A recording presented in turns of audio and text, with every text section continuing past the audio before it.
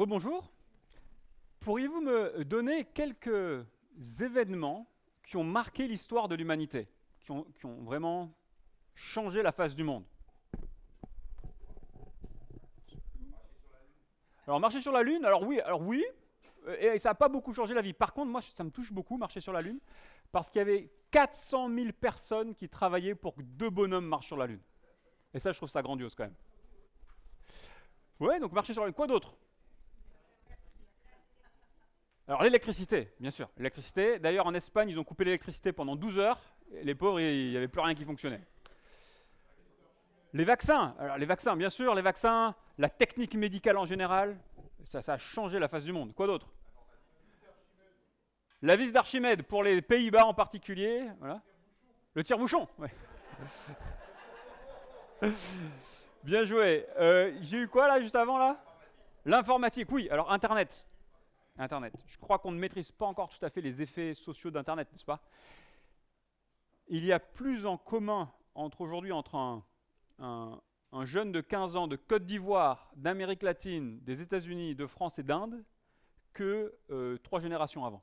On n'a jamais été aussi proche grâce à ces liens culturels qui ont été créés avec Internet. J'ai noté Christophe Colomb, qui a déclenché des flux de population gigantesque entre l'Occident et les États-Unis, qui a bouleversé toute l'Amérique du Nord, toute l'Amérique du Sud, toutes les Antilles, etc. L'imprimerie, diffusion des idées, renaissance, transformation en quelques années de tout l'Occident, du monde entier. Les énergies fossiles, le charbon, la machine à vapeur, le moteur à explosion a transformé le monde. L'aviation, avec des liens qui ont été complètement... on ne pense plus du tout pareil pour les voyages, n'est-ce pas? Et pour nous les croyants, nous avons 2 éléments qui sont majeurs, qui sont encore plus grands, qui transcendent complètement ces évolutions technologiques. C'est Pâques et la Pentecôte. À Pâques, la mort est vaincue. Jésus vient offrir un salut, vient offrir une nouvelle humanité qui est absolument nouvelle, qui détonne, qui est extraordinaire. Et à la Pentecôte, le Saint-Esprit vient dans le cœur des croyants, c'est une attente depuis plusieurs siècles. L'Esprit Saint vient habiter dans les croyants, ce que Jésus-Christ a fait sur la croix pour tous. Dieu le prend et il le met dans notre cœur, personnellement avec le Saint-Esprit. C'est les 2 plus grandes dates de l'histoire, encore plus que 1492 ou 1980 et quelques avec Internet. À la Pentecôte, Dieu bouleverse le monde et conduit ma vie par le Saint-Esprit. Et on va voir qu'en fait, le Saint-Esprit, c'est pas facile à discerner. La Bible ne nous dit pas tout sur comment le Saint-Esprit agit en nous, mais on en sait suffisamment pour vivre avec lui. Alors ouvrez vos Bibles dans 1 Pierre 1, et nous allons lire les 9 premiers versets. On est page 799.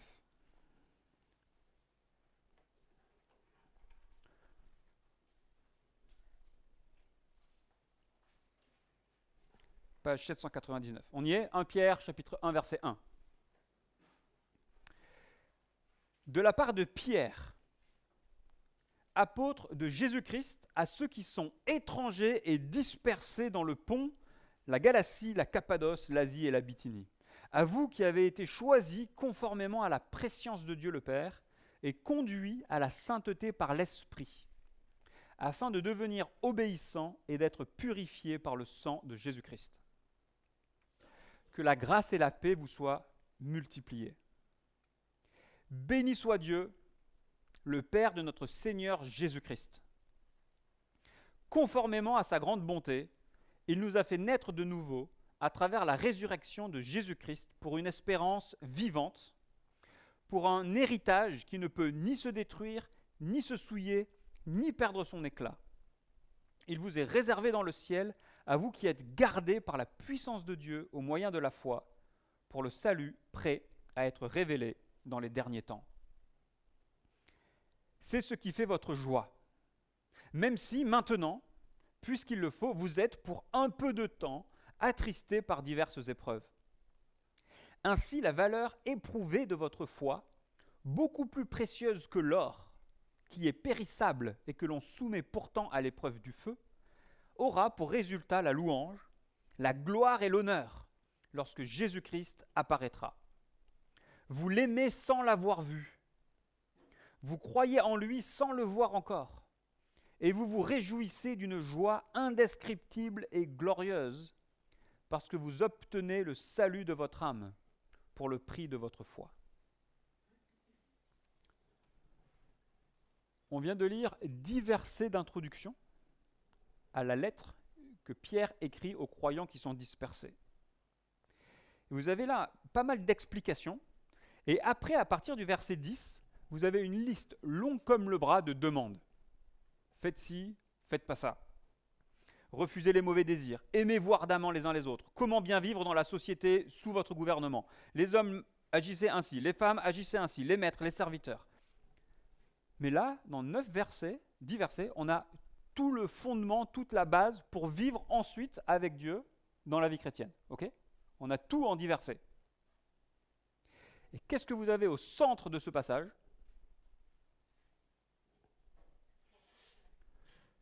Oui, la foi, plutôt sur la fin.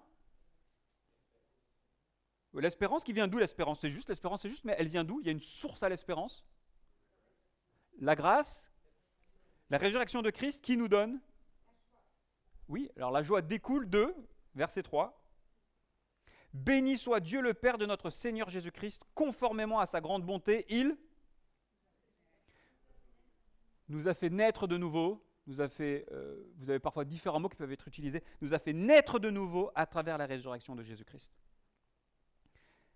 Naître de nouveau. Et qu'est-ce que la nouvelle naissance donne? Alors, on peut avoir la foi, on a mentionné la joie, mais vous pouvez être plus précis, il y a plein de choses qui nous est donné dans ce texte. L'Esprit Saint, oui, alors l'Esprit va être en action pour nous faire naître de nouveau. Quoi d'autre? Alors l'espérance, merci, oui, quoi d'autre? Un héritage, et qui est précieux, n'est-ce pas? Qui ne peut pas se détruire, pas se souiller, pas perdre son éclat. Quoi d'autre? Le salut, oui, le salut qui est prêt à être révélé. Quoi d'autre? La joie, la louange. Oui, la louange, vous avez la louange, la gloire et l'honneur à venir, ça c'est dans le futur. Et verset 5, vous êtes gardés. Vous êtes gardés. Donc on a un centre qui est vraiment incroyable, c'est d'être unis à Jésus-Christ, d'être régénéré, d'être né de nouveau, et ça nous donne toutes ces choses. Est-ce qu'on n'a pas besoin de joie aujourd'hui? Est-ce qu'on n'a pas besoin de joie aujourd'hui? Alors dans ce passage, c'est la Pentecôte, on va se concentrer sur l'œuvre de l'Esprit, sur ce que le Saint-Esprit fait dans notre vie. Alors première remarque, c'est que le Saint-Esprit nous conduit à la sainteté. Petite parenthèse, comment sont décrits les chrétiens au verset 1? Ouais, et ouais, alors ils ont été choisis, verset 2. Ouais, tu as raison, fin du verset 1, ils ont été choisis, mais le début, c'est pas super enthousiasmant. Ils sont étrangers, dispersés. On pense que c'est des gens qui ont été persécutés, qui se sont dispersés dans une grande région. Et donc, c'est pas trop la fête, quoi. C'est difficile.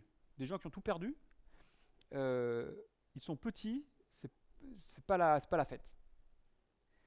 Et en réponse à ça, à partir du verset 2, qui est à l'œuvre? Saint-Esprit? Quoi d'autre? Dieu le Père, et puis? Et Jésus-Christ. Donc vous avez des gens qui sont dispersés et faibles, qui doutent, qui se disent « mais je ne comprends pas, j'ai cru dans Jésus-Christ. Ressuscité, ça doit être la victoire, n'est-ce pas ?» Mais qui subissent la diaspora, la dispersion. Et l'apôtre Pierre leur dit « Dieu le Père, Dieu le Fils, Dieu le Saint-Esprit agit en votre faveur. Dieu le Père vous a choisi. Est-ce que Dieu nous choisit selon notre moralité? Selon nos bonnes œuvres? Il nous choisit par... Alors vous avez la grâce, verset combien?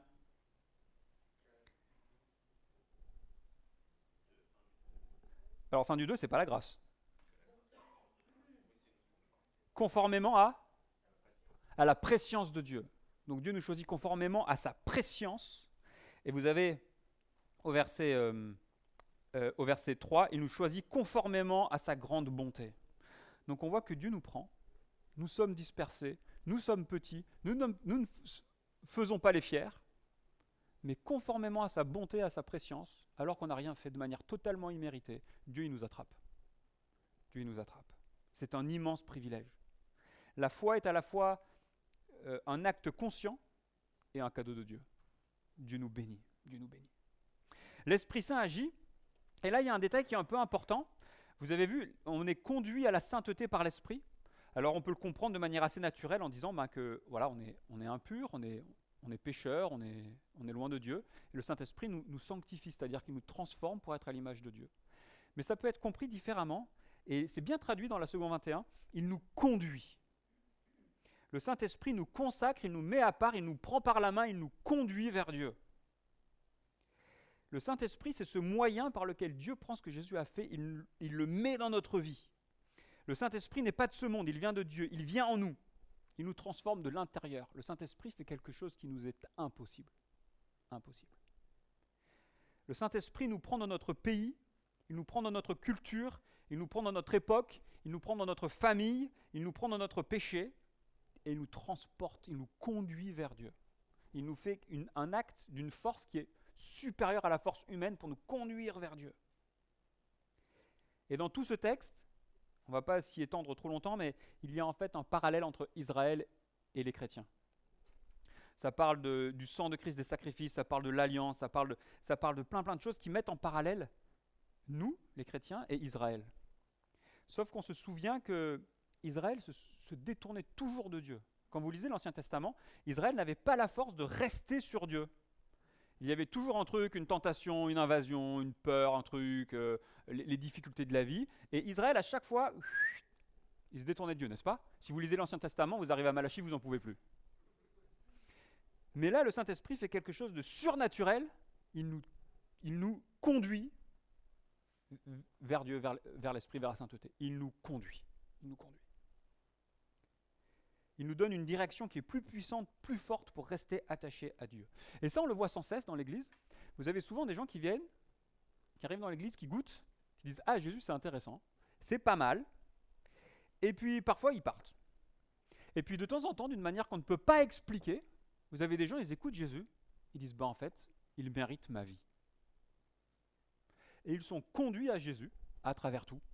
Et parfois, vous avez des gens, ils viennent, puis ils partent, ils ont des galères abominables, puis 1 an, 2 ans, 3 ans, 4 ans, et puis ils reviennent. Pourquoi? Parce que c'est quelque chose qui ne dépend pas de nous. Là où la vie pourrait nous détruire, le Saint-Esprit, il nous conduit. Et c'est plus fort, c'est surhumain. Et ça ne peut pas se calculer. Le Saint-Esprit nous donne cette conduite irrésistible vers Jésus. Et ça, on le sent un peu dans la société, parce que la société aujourd'hui a une conduite différente. On nous parle beaucoup d'écologie, n'est-ce pas? Est-ce que vous sentez cette ferveur pour l'écologie en ce moment? On nous en parle tout le temps. À l'école, les enfants, ils ont fait un concours de classe qui avait le plus de bonnes actions pour gagner un concours de ma petite planète. D'accord? Donc chaque classe devait faire le plus de bonnes œuvres. Donc aller à l'école à pied, faire du vélo, machin, trier ses déchets, machin. Et puis la classe qui avait le plus de points, il gagnait le concours. Ah mais d'accord, donc on a un engouement.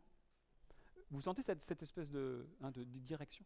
Eh bien notre direction à nous, notre conduite, c'est Jésus-Christ.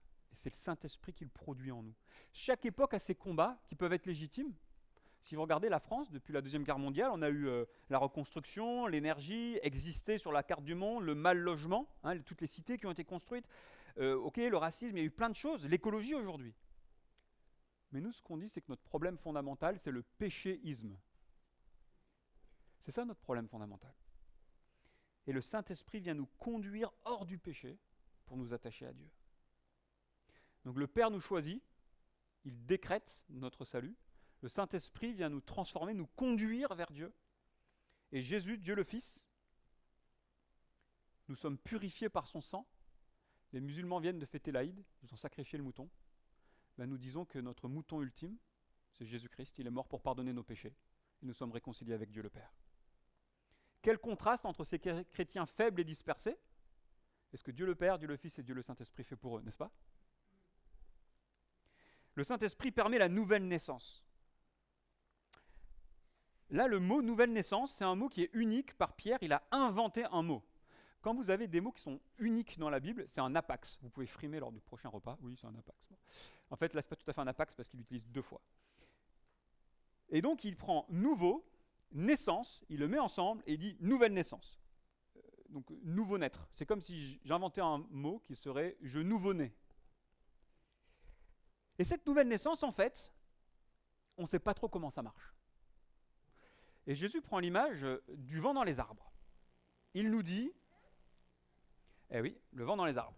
Il nous dit, le Saint-Esprit fonctionne comme ça. Quand il y a du vent, on voit les arbres bouger, voilà, c'est le cas un peu aujourd'hui, mais le vent, on ne sait pas d'où il vient, on ne sait pas où il va, on ne sait pas trop comment il est fabriqué, ils ne connaissaient peut-être pas trop les anticyclones à l'époque, on ne sait pas trop comment c'est fabriqué, mais on voit l'effet du vent dans les arbres, n'est-ce pas? Eh bien, la nouvelle naissance, c'est pareil. Quand le Saint-Esprit vient en nous, on naît de nouveau, on devient enfant de Dieu, et en fait, ce n'est plus ma manière de vivre familiale, ce n'est plus la famille de Jérémie à Grasse qui me définit, ce n'est plus mes parents, ma culture qui me dirige, c'est mon nouveau Père Céleste qui m'instruit dans l'amour, dans la générosité, qui m'éduque et qui me dirige, de la même manière que Dieu le Père a dirigé Jésus-Christ, le Fils.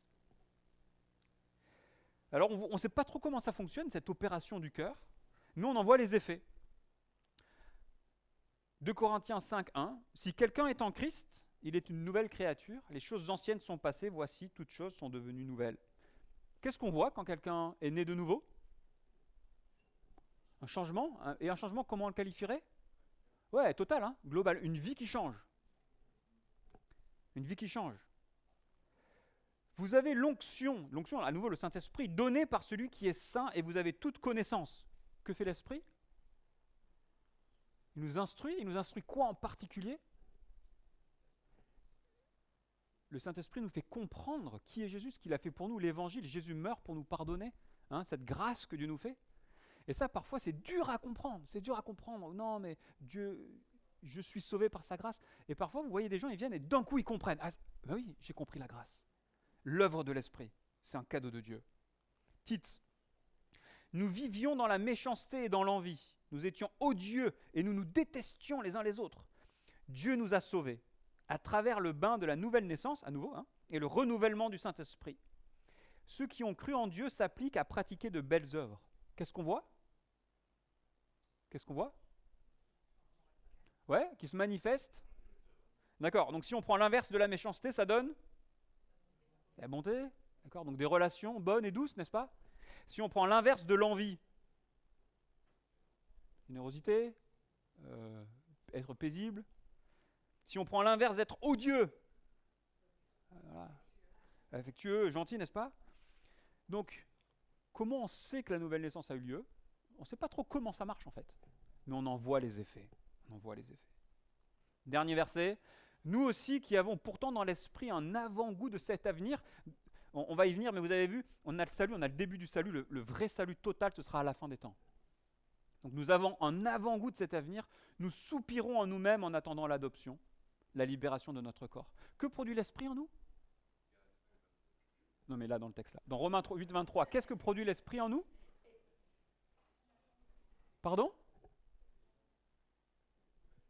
Non. Regarde.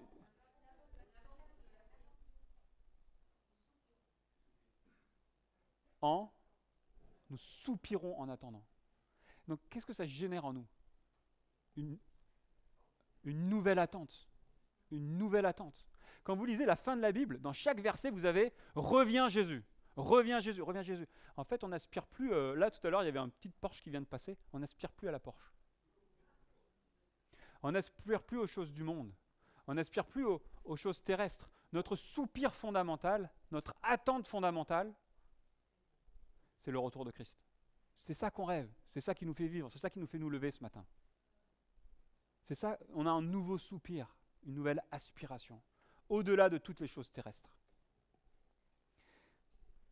Donc ça, vous voyez, on ne peut pas le décréter, on ne sait pas trop comment ça marche, mais d'un coup, quand on commence à voir ça en nous, eh ben c'est l'Esprit qui l'a fait. C'est l'Esprit qui l'a fait. Je cite, « Lors de la nouvelle naissance, un changement instantané a lieu au moment où Dieu, d'une manière invisible, cachée, éveille quelqu'un à la vie spirituelle par son Saint-Esprit.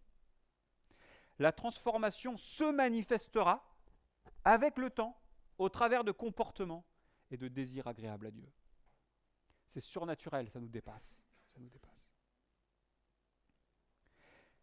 Et cette nouvelle naissance, elle est liée, et c'est la spécificité de notre passage ce matin en fait, il nous fait naître de nouveau à travers la résurrection de Jésus-Christ. Donc Jésus-Christ, d'accord, le dimanche de Pâques, Jésus, le tombeau est vide, ce qui s'est passé là instruit notre nouvelle vie.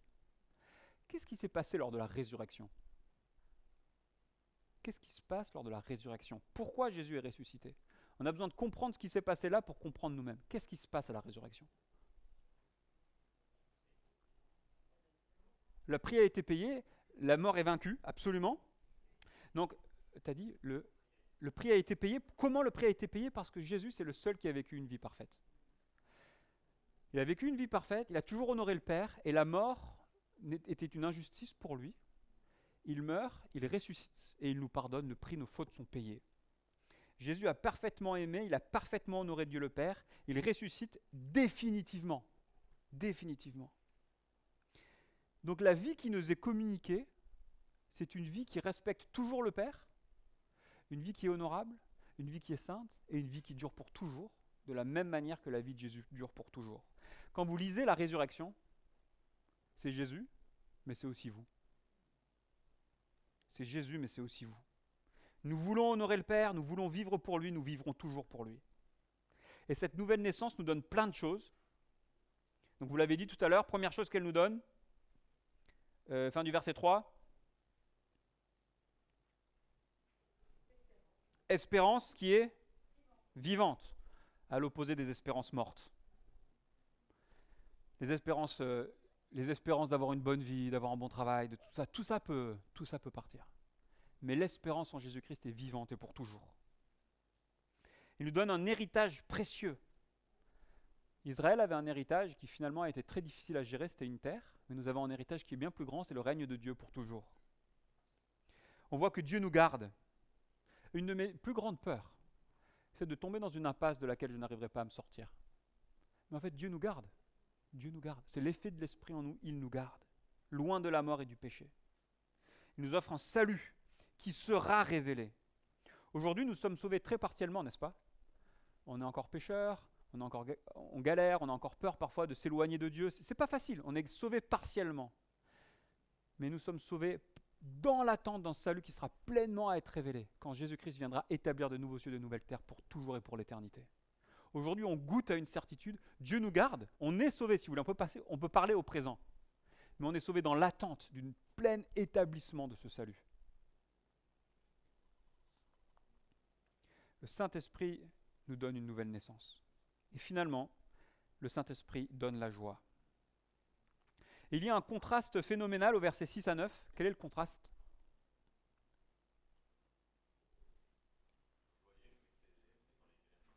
Ouais. C'est ce qui fait votre joie, même si maintenant, puisqu'il le faut, vous êtes pour un peu de temps attristés. Donc la vie chrétienne est un mélange simultané d'une joie supérieure et de la peine d'ici-bas. Vous avez vu comme la société nous vend un bonheur parfait ? Bon, c'est du mytho. C'est faux. Ça ne marche pas. Ce bonheur parfait, c'est un mensonge. Les difficultés terrestres sont réelles en même temps que nous goûtons à cette joie supérieure de la conduite de Dieu. Nous savons où nous allons. La foi est éprouvée. Donc, Pierre nous parle de la foi, et là aussi, il y a un peu un mystère. C'est-à-dire qu'on met notre foi en Dieu, ce qui est une action intellectuelle. Je mets ma foi en Dieu, et Dieu nous répond par l'Esprit. D'accord ? Donc, voilà, là, il y a encore quelque chose qu'on ne peut pas aller plus loin que ça. Et notre foi est éprouvée comme l'or. Si l'or, qui est super précieux, doit passer par le feu pour faire des lingots pour l'épurer, regardez sur Internet, sur YouTube, c'est vachement sympa de voir le processus. Eh bien, si la foi est encore plus précieuse que l'or, c'est pas bizarre qu'elle aussi, notre foi doit être éprouvée comme l'or par les épreuves et le feu de l'épreuve. Et en cela, les épreuves sont un bon signe. Si on vit comme le monde, on ne se pose pas de questions, on n'a pas d'épreuves. Nos épreuves d'être conduits pour Jésus, eh bien, c'est la marque qu'on quitte quelque chose pour se tourner vers Christ. Et ces versets-là, ces 3 versets sont ultra précieux pour nous qui voulons vivre pour Jésus-Christ ici-bas. Nous expérimentons une joie qui nous garde, qui nous permet de gérer les difficultés de la vie. Quand on lit la Bible, quand on prie, Quand on vient à l'église pour chanter des cantiques, pour voir les frères et sœurs, quand on vient se voir ensemble, pourquoi on fait ça? Nous cultivons une joie supérieure qui nous permettra de sortir de l'ornière de la souffrance et du péché.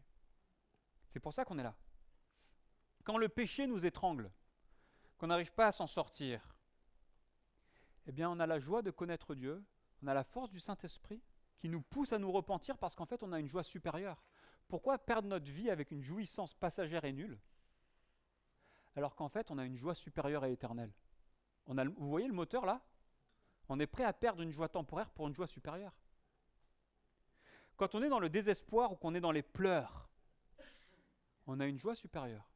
Les pleurs ne nous détruisent pas, on a une joie supérieure. Alors comment vivre avec l'esprit dans la réalité de notre monde? Eh bien on peut cultiver cette joie suprême d'être des enfants de Dieu. On va arriver à des choses plus pratiques. Est-ce que vous avez remarqué des marqueurs de temps dans le texte? Oui? Lesquels? Disparaîtra. Oui, alors attends, tu l'as où ça?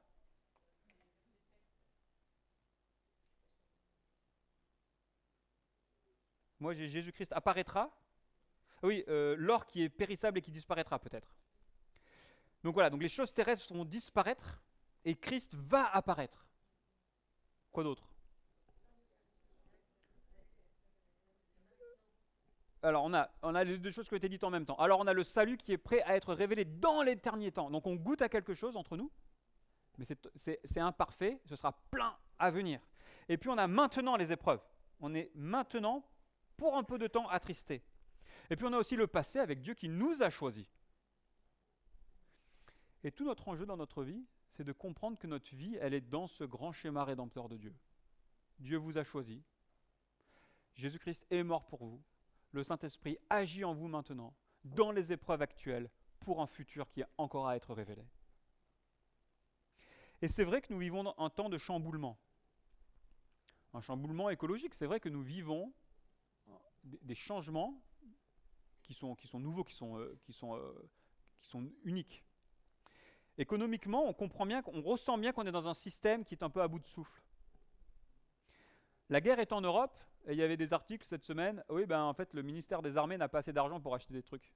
Ah ouais, cool. Donc on sent bien qu'on est dans un système là qu'on n'a pas vécu depuis longtemps en Europe, et qu'on aurait bien aimé ne jamais vivre. Mais nous ne sommes pas les premiers à le vivre. Lui, c'est Néron, et les chrétiens, là, dans le texte, ils ont été dispersés probablement à cause de lui. Et quand Néron disperse, c'était terrible. C'était terrible.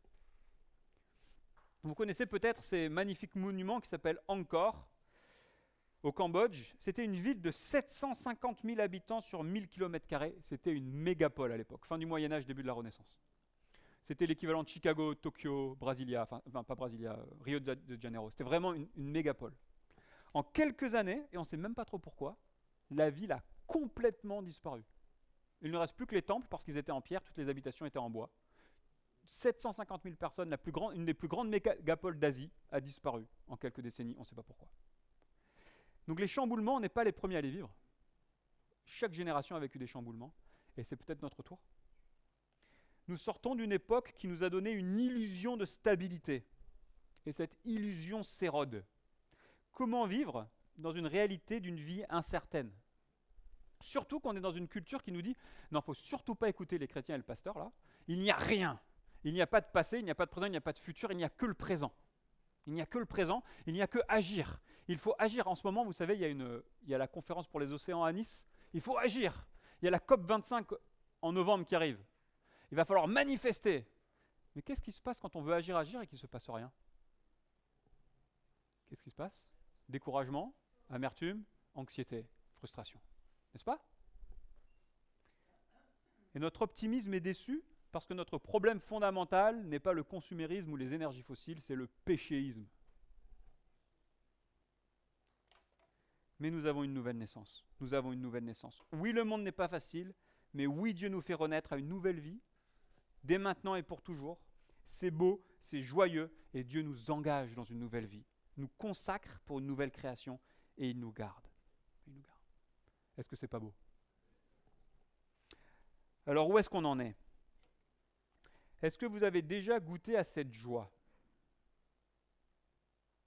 Et peut-être que c'est peut-être l'application aujourd'hui. Salomé nous a encouragé de regarder la nature cette semaine et se souvenir que oui, le Dieu est un Dieu créateur de la nature, c'est magnifique, et que ce Dieu est aussi un Dieu rédempteur qui nous sauve, maintenant et pour toujours.